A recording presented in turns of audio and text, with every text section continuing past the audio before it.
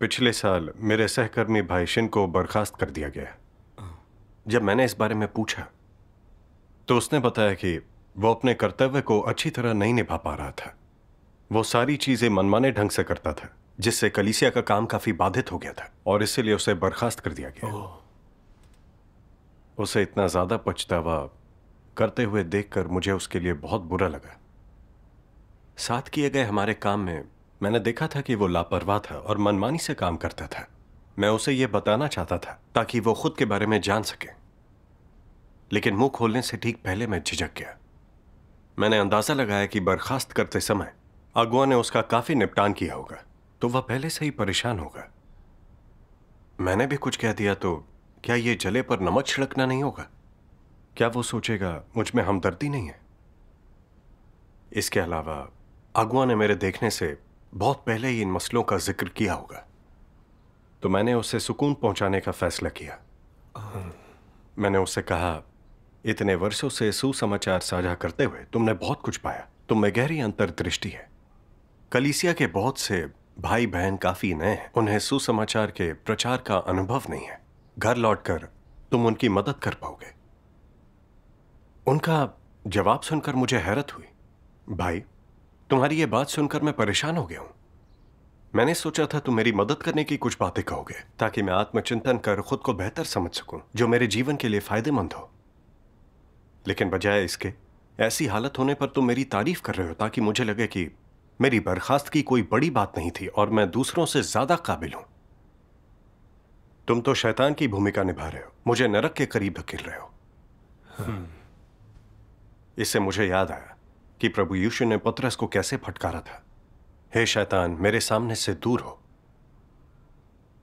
फिर उसने कहा, ऐसी विनम्र बातें लोगों के लिए शिक्षाप्रद नहीं होती। अब तुम्हें ऐसी बातें नहीं बोलनी चाहिए। यह प्रेम नहीं बल्कि दूसरों के लिए नुकसानदेह और विनाशकारी है। हाँ, ये सच है कि ये बातें शिक्षाप्रद नहीं थी। ये बात बड़ी है कि वो ये बात समझ सकें। यकीनन नाकामी का सामना करते हुए उसे भाई बहनों से सच्ची मदद की जरूरत थी। थोड़ी सी विनम्र और झूठी बातों की जरूरत नहीं थी। जानता हूं, मुझे तब बड़ी शर्मिंदगी महसूस हुई। मैं बस छिप जाने के लिए कोई बिल ढूंढना चाहता था। मुझे मालूम था वर्षों की आस्था के बावजूद भाई शिन के स्वभाव में ज्यादा बदलाव नहीं आया था और उन्होंने अपने कर्तव्य में ज्यादा कुछ हासिल नहीं किया। उनकी हालत खतरनाक थी, लेकिन मैं बस मीठी बातें बोल रहा था। धूर्त बनकर दुनियावी ढंग से विनम्र और प्रशंसा भरे अंदाज में पेश आ रहा था। तो फिर क्या यह कपटी होना नहीं था? हाँ। भाई शिन की बर्खास्तगी उसके लिए आत्मचिंतन करने और खुद को बेहतर समझने का अच्छा मौका था। अगर वह सत्य खोजकर आत्मचिंतन करके सचमुच प्रायश्चित कर सकता तो वह नाकामी उनकी आस्था में एक अहम मोड़ होती। यह सच है। लेकिन मैं उसकी भावनाओं के साथ खिलवाड़ करने और उसे गुमराह करने के लिए झूठी बकवास कर रहा था। मैं शैतान का नौकर बन गया था। सच है। परमेश्वर लोगों को बचाने की कोशिश करता है, लेकिन शैतान लोगों को परमेश्वर से दूर करने और खींचकर नरक में गिराने की हर संभव कोशिश करता है।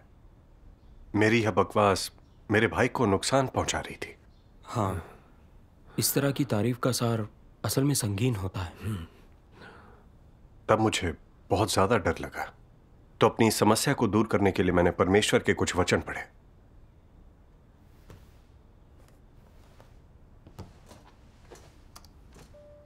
सर्वशक्तिमान परमेश्वर कहते हैं, अगर किसी भाई या बहन के साथ तुम्हारे अच्छे संबंध हैं और वे तुमसे पूछते हैं कि उनमें क्या गलत है, तो तुम्हें यह कैसे करना चाहिए? यह इस बात से संबंधित है कि तुम इस मामले में क्या दृष्टिकोण अपनाते हो। क्या तुम्हारा दृष्टिकोण सत्य के सिद्धांतों पर आधारित है या तुम जीने के लिए फलसफों का उपयोग करते हो? मुद्दा क्या है? अगर तुम स्पष्ट रूप से देख सकते हो कि किसी में समस्या है, लेकिन टकराव से बचने के लिए तुम उसे सीधे नहीं बताते और यह कहते हुए बहाने भी बनाते हो, मेरा आध्यात्मिक कद अभी छोटा है और मैं तुम्हारी समस्याएं पूरी तरह से नहीं समझता। जब मैं समझ लूंगा तो मैं तुम्हें बताऊंगा।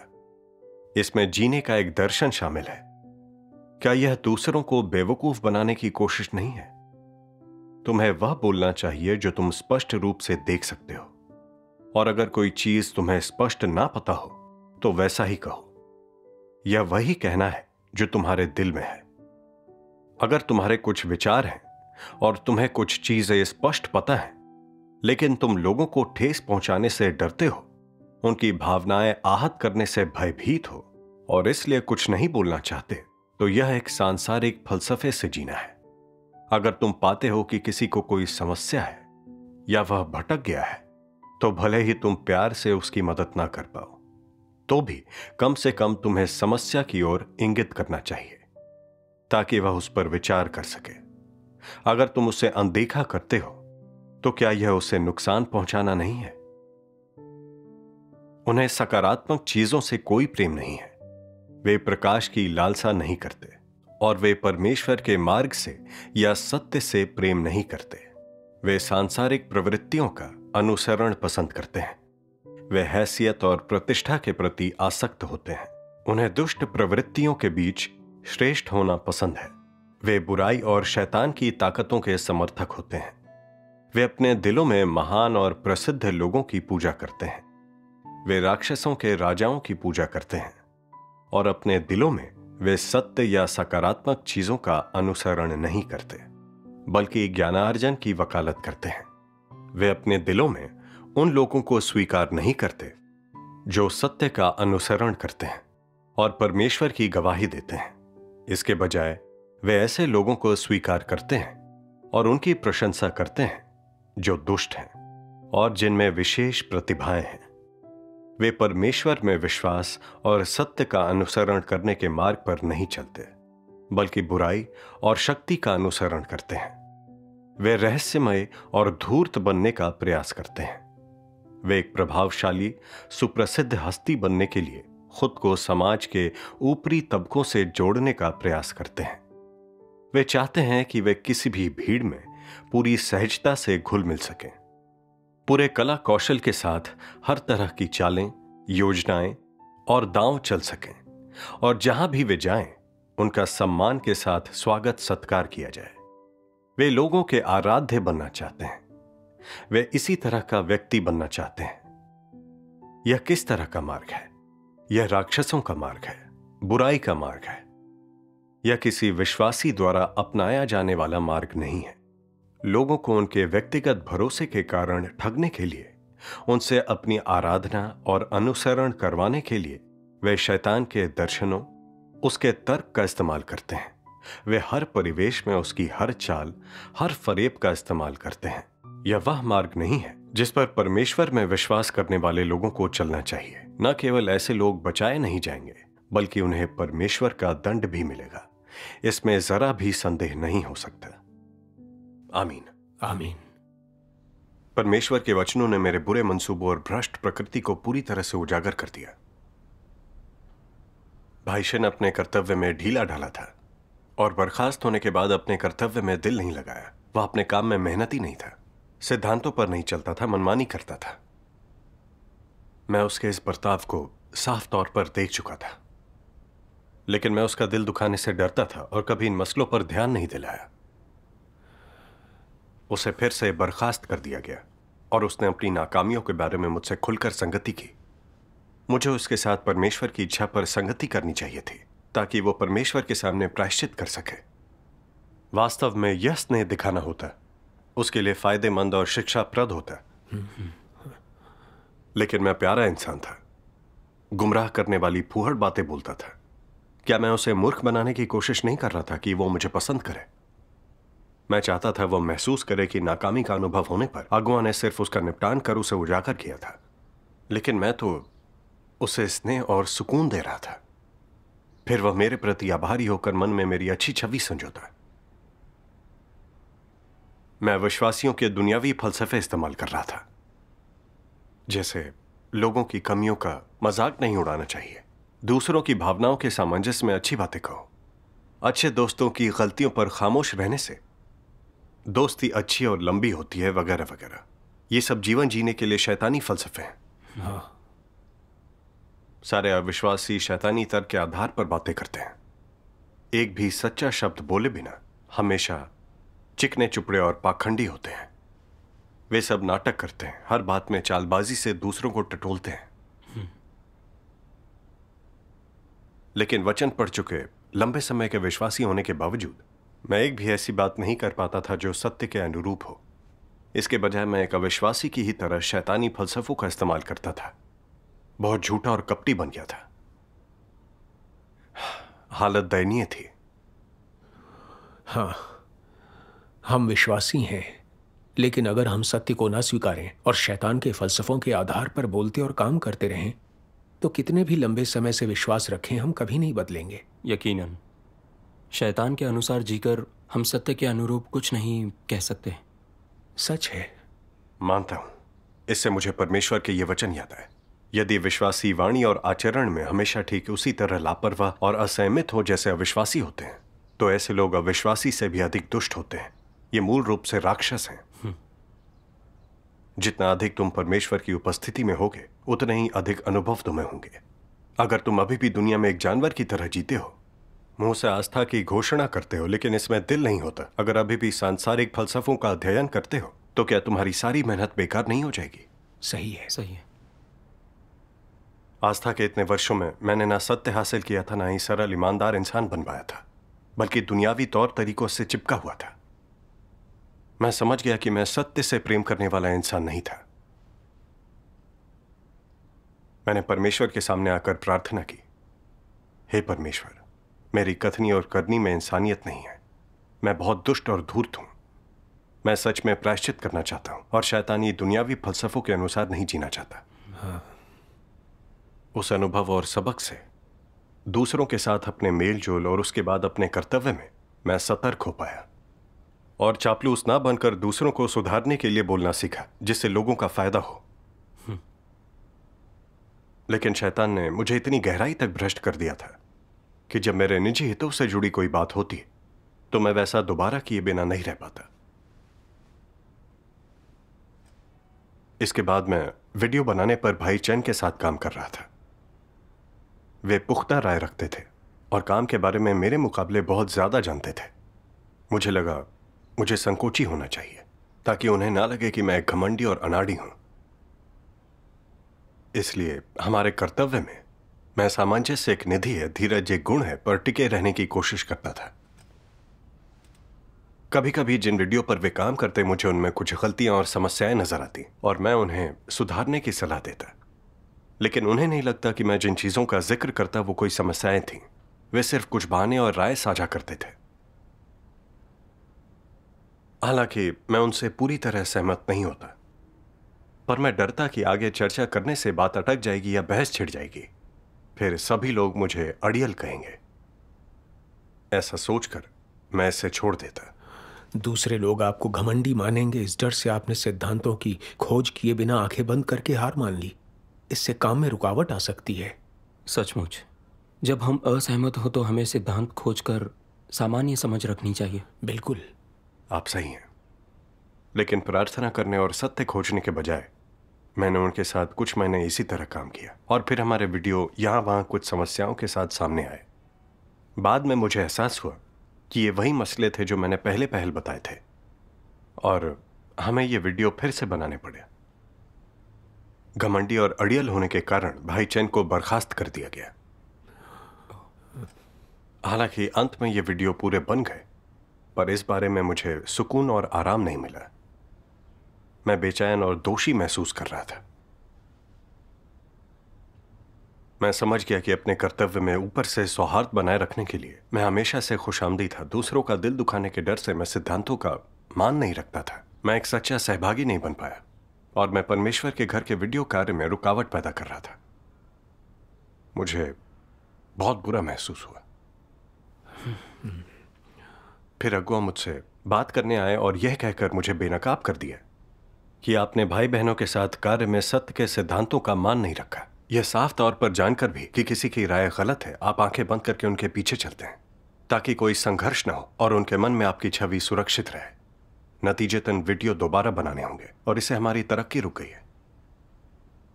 फिर वे बोली, आप आसानी से बातों में आ जाते हैं, बेहतर होगा कि आप सत्य खोजें और इस मसले को सुलझाएं। वे सही थी। यह सुन पाना मेरे लिए बहुत मुश्किल था। अगले कुछ दिनों तक मैं प्रार्थना कर आत्मचिंतन करता रहा और इस बात पर मनन के लिए परमेश्वर के वचन ढूंढता रहा। ये वाला अंश। ठीक है। सर्वशक्तिमान परमेश्वर कहते हैं, देखने में मसीह विरोधियों की बातें हर तरह से दयालुतापूर्ण, सुसंस्कृत और विशिष्ट प्रतीत होती हैं। जो कोई भी सिद्धांत का उल्लंघन करता है, कलीसिया के कार्य में हस्तक्षेप और दखलंदाजी करता है, उसे उजागर नहीं किया जाता या उसकी आलोचना नहीं की जाती, फिर चाहे वो कोई भी क्यों न हो। मसीह विरोधी आंखें मूंद लेता है, लोगों को ये सोचने देता है कि वो हर मामले में उदार हृदय है। लोगों के भ्रष्टाचार और घिनौने कर्मों के प्रति उसका व्यवहार उपकार और सहनशीलता का होता है। वे क्रोधित नहीं होते या अचानक आग बबूला नहीं हो जाते। जब वे कुछ गलत करते हैं और परमेश्वर के घर के हितों को नुकसान पहुंचाते हैं, तो वे लोगों को नाराज नहीं करेंगे और उन्हें दोष नहीं देंगे, चाहे कोई भी बुराई करे और परमेश्वर के घर के काम में बाधा डाले। वे कोई ध्यान नहीं देते, मानो इससे उनका कोई लेना देना न हो, और वे इस कारण लोगों को कभी नाराज नहीं करेंगे। वे सबसे ज्यादा चिंता किस बात की करते हैं? इस बात की कि कितने लोग उनका सम्मान करते हैं, और जब वे कष्ट झेलते हैं तो कितने लोग उन्हें देखते हैं और इसके लिए उनकी प्रशंसा करते हैं। मसीह विरोधी मानते हैं कि कष्ट कभी व्यर्थ नहीं जाना चाहिए। चाहे वे कोई भी कठिनाई सहें, कितनी भी कीमत चुकाएं, कोई भी अच्छे कर्म करें, दूसरों के प्रति कितने भी दयालु, विचारशील और स्नेही हों, ये सब दूसरों के सामने किया जाना चाहिए। अधिक लोगों को इसे देखना चाहिए। और ऐसा करने का उनका क्या उद्देश्य होता है? लोगों को जीतना, अपने कार्यों, व्यवहार और चरित्र के प्रति लोगों की सराहना और स्वीकृति पाना। यहां तक कि ऐसे मसीह विरोधी भी हैं जो इस बाहरी अच्छे व्यवहार के माध्यम से अपनी छवि अच्छे व्यक्ति के रूप में स्थापित करने की कोशिश करते हैं, ताकि अधिक लोग मदद की तलाश में उनके पास आएं। उनके कार्य लोगों के दिलों में सिर्फ श्रद्धा ही पैदा नहीं करते, वे उन्हें वहां जगह भी देते हैं। मसीह विरोधी परमेश्वर का स्थान लेना चाहते हैं। जब वे ये चीजें करते हैं तो उनका लक्ष्य यही होता है। निस्संदेह उनके कार्यों के शुरुआती परिणाम पहले ही सामने आ चुके हैं। जिन लोगों में विवेक की कमी होती है, उनके दिलों में अब मसीह विरोधी जगह रखते हैं, और अब ऐसे लोग हैं जो उनमें श्रद्धा रखते हैं और उनकी प्रशंसा करते हैं, जो कि वास्तव में मसीह विरोधियों का उद्देश्य था। आमीन। आमीन। परमेश्वर दर्शाता है कि मसीह विरोधी दुष्ट और घिनौने होते हैं। वे मीठा बर्ताव करते हैं, खुद को छुपाने और दूसरों के दिल जीतने के लिए चिकनी चुपड़ी बातें करते हैं, ताकि लोग सोचे कि वे ही समझदार हैं और सुकून पाने के लिए उनके पास है। ऐसा बर्ताव लोगों को परमेश्वर से दूर ले जाता है और वे उनके दिलों में परमेश्वर का स्थान ले लेते हैं। मैंने देखा, मैं इसी तरह कर्म कर रहा था। भाई बहनों को अपने कर्तव्य में मसले उठाकर एक दूसरे की मदद करनी चाहिए, लेकिन मैं दिल दुखाने वाली किसी भी बात से बच रहा था ताकि मेरी छवि बनी रहे। भाई चैन के वीडियो बनाने के काम में मुझे कुछ समस्याएं दिखी और मैं सत्य के सिद्धांतों को कायम रखे बिना अच्छा बना रहा, सत्य का अभ्यास नहीं किया। मैं चाहता था हर कोई सोचे मैं बहुत घमंडी नहीं हूं, मैं बहुत ही सहनशील हूं, समझदार हूं और बहुत ही दयालु इंसान हूं। मैं जिनसे भी मेल जोल करता उन सभी को खुश करना चाहता, ताकि वे मुझे पसंद करें और अपने दिल में मेरी अच्छी छवि रखें। यह दुष्ट लक्ष्य हासिल करने के लिए, अपनी सकारात्मक छवि बनाए रखने के लिए मैंने कलीसिया के कार्य तक को नहीं छोड़ा। मैं बहुत स्वार्थी और दुष्ट था। परमेश्वर के न्याय और प्रकाशन से मैं समझ गया कि एक प्यारा इंसान बनकर मैं मसीह विरोधी मार्ग पर चल रहा था। कलीसिया में शैतान के लिए काम कर रहा था। इसका मुझे एहसास होने पर दोषी महसूस हुआ। इसके बाद मैंने आत्मचिंतन जारी रखा। एक विश्वासी के रूप में अपना पूरा समय याद करूं तो मैं हमेशा दूसरों के सामने सुंदर छवि बनाए रखता था। जब कभी मैं किसी को पोषित और उदार रूप में देखता तो मैं उसकी तरह बनना चाहता। मैं हमेशा आराम पसंद और मिलनसार दिखना चाहता था, ताकि भाई बहनों के मन में मेरी छवि सुरक्षित रहे। दूसरों की समस्याएं देखने या उनके भ्रष्टता दिखाने पर मैं इस बारे में शायद ही कभी बोलता था। मुझे याद है, पहले जब मैं सुसमाचार उपयाजक था तो हमेशा शांत रहने और विनम्रता से बोलने की कोशिश करता था। जब मैं दूसरों को असैद्धांतिक होकर यूं ही अपना कर्तव्य निभाते देखता तो डरता कि यह मसला उठाने से वो दबाव महसूस करेंगे और मुझे नीची नजरों से देखा जाएगा। इसलिए तथाकथित स्नेह और मदद की चाह के चलते मैं बहुत सोच समझकर विनम्र और गोलमोल ढंग से बोलता। मैं किसी को भी उनकी करनी की गंभीरता समझने में मदद नहीं करता था। मैं बस उन्हें गोलमोल इशारा कर देता था।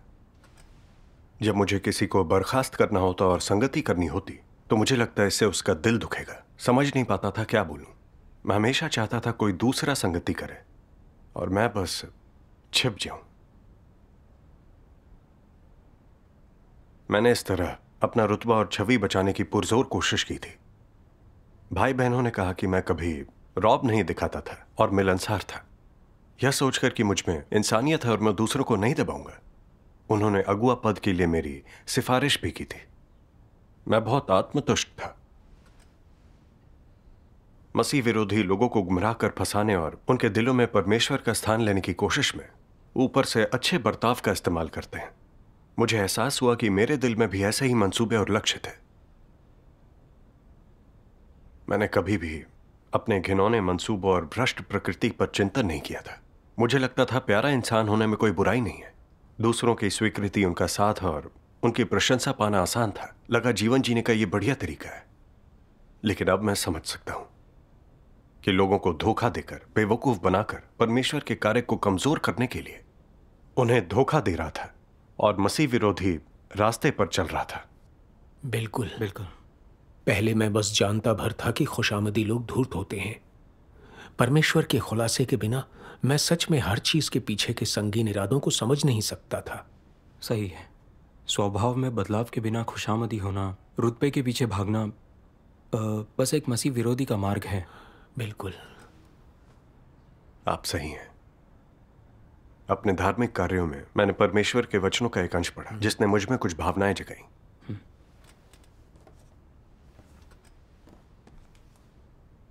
जब तुम्हारे साथ कोई बात हो जाती है तो सत्य का अभ्यास न करना एक अपराध है।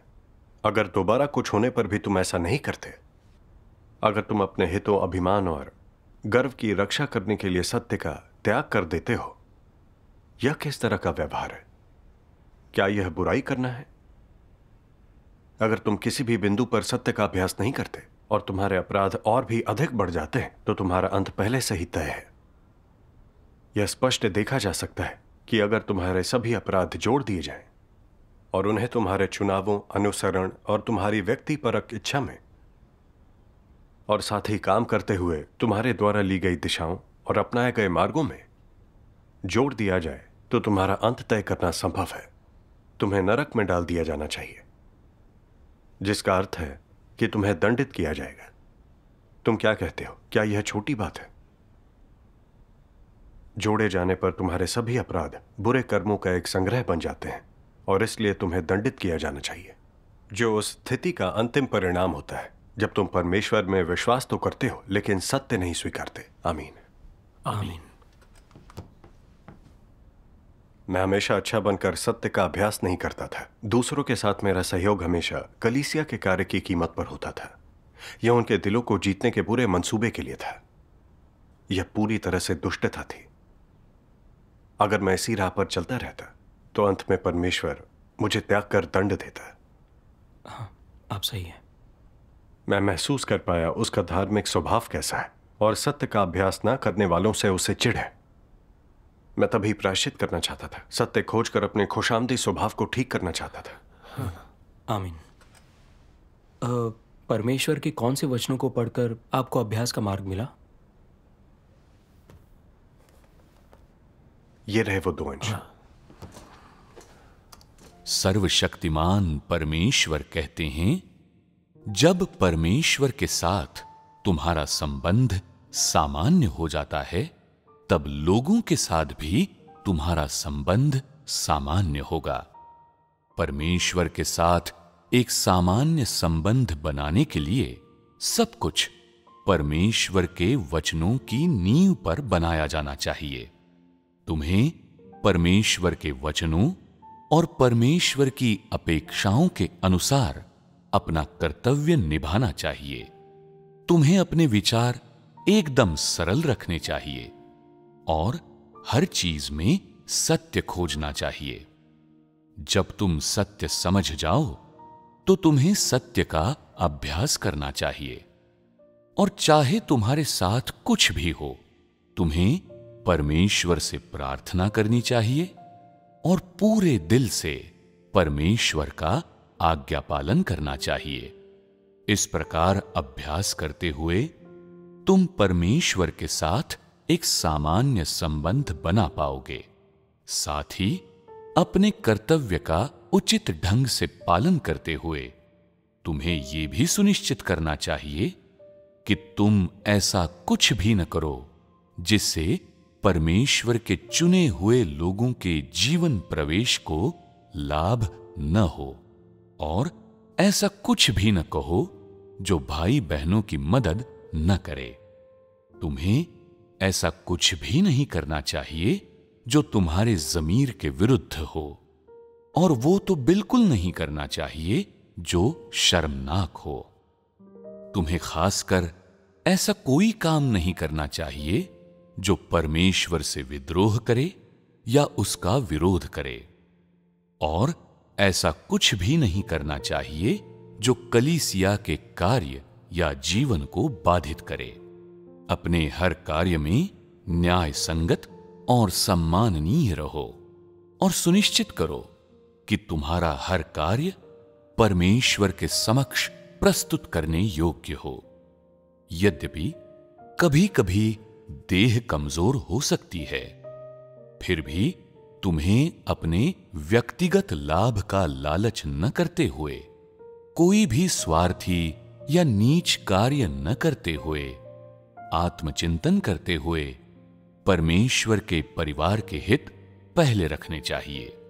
इस तरह तुम अक्सर परमेश्वर के सामने रह सकते हो और परमेश्वर के साथ तुम्हारा संबंध पूरी तरह सामान्य हो जाएगा। आमीन। अपने कर्तव्य को निभाने वालों, चाहे तुम सत्य को कितनी भी गहराई से क्यों न समझो, यदि तुम सत्य वास्तविकता में प्रवेश करना चाहते हो तो अभ्यास का सबसे सरल तरीका यह है कि तुम जो भी काम करो उसमें परमेश्वर के घर के हित के बारे में सोचो। अपनी स्वार्थी इच्छाओं, व्यक्तिगत अभिलाषाओं, इरादों, सम्मान और हैसियत को त्याग दो। परमेश्वर के घर के हितों को सबसे आगे रखो। तुम्हें कम से कम ये तो करना ही चाहिए। अपना कर्तव्य निभाने वाला कोई व्यक्ति अगर इतना भी नहीं कर सकता तो उस व्यक्ति को कर्तव्य करने वाला कैसे कहा जा सकता है? ये अपने कर्तव्य को पूरा करना नहीं है। तुम्हें पहले परमेश्वर के घर के हितों का, परमेश्वर के हितों का उसके कार्य का ध्यान रखना चाहिए और इन विचारों को पहला स्थान देना चाहिए। उसके बाद ही तुम अपने रुतबे की स्थिरता या दूसरे लोग तुम्हारे बारे में क्या सोचते हैं इसकी चिंता कर सकते हो। क्या तुम लोगों को नहीं लगता कि जब तुम इसे इन चरणों में बांट देते हो और कुछ समझौता कर लेते हो तो ये थोड़ा आसान हो जाता है? यदि तुम ऐसा कुछ समय के लिए कर लो तो तुम ये अनुभव करने लगोगे कि परमेश्वर को संतुष्ट करना मुश्किल नहीं है। इसके साथ ही यदि तुम अपनी जिम्मेदारियों को निभा सको, अपने दायित्वों और कर्तव्यों को पूरा कर सको, अपनी स्वार्थी इच्छाओं, व्यक्तिगत अभिलाषाओं और इरादों को त्याग सको, परमेश्वर की इच्छा का ध्यान रख सको और परमेश्वर तथा उसके घर के हितों को सर्वोपरि रख सको, तो इस तरह से कुछ समय अनुभव करने के बाद तुम पाओगे कि ये जीने का एक अच्छा तरीका है। नीच या निकम्मा व्यक्ति बने बिना ये सरलता और नेकी से जीना है, न्याय संगत और सम्मानित ढंग से जीना है।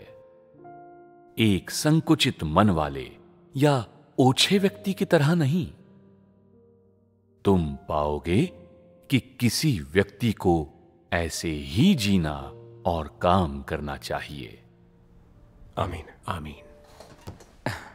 अभ्यास के सिद्धांतों पर परमेश्वर के वचन स्पष्ट हैं। हम दुनियावी फलसफों के आधार पर बर्ताव नहीं कर सकते। परमेश्वर के वचनों पर चलना ही परमेश्वर की इच्छा के अनुरूप होने का तरीका है। आप सही हैं।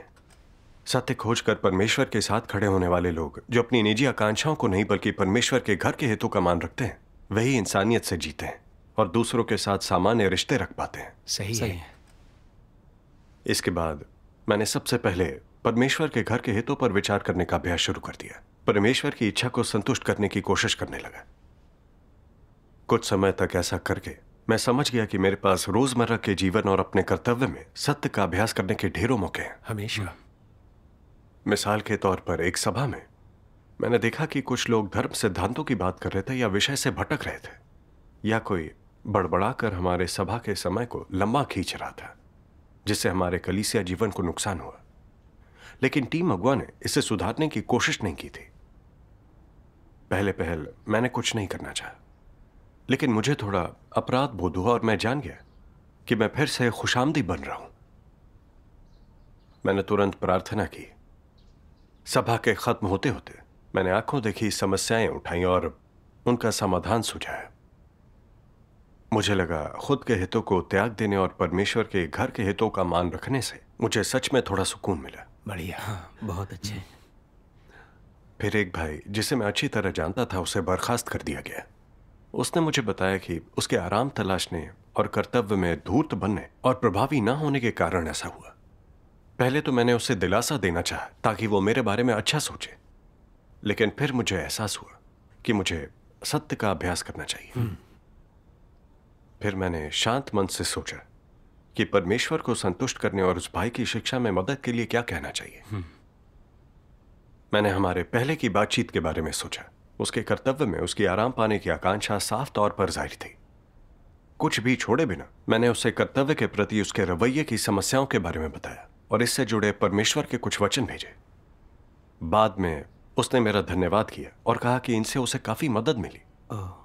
परमेश्वर का धन्यवाद। ऐसा करने के बाद मैंने काफी शांत महसूस किया। मुझे बहुत सुकून मिला।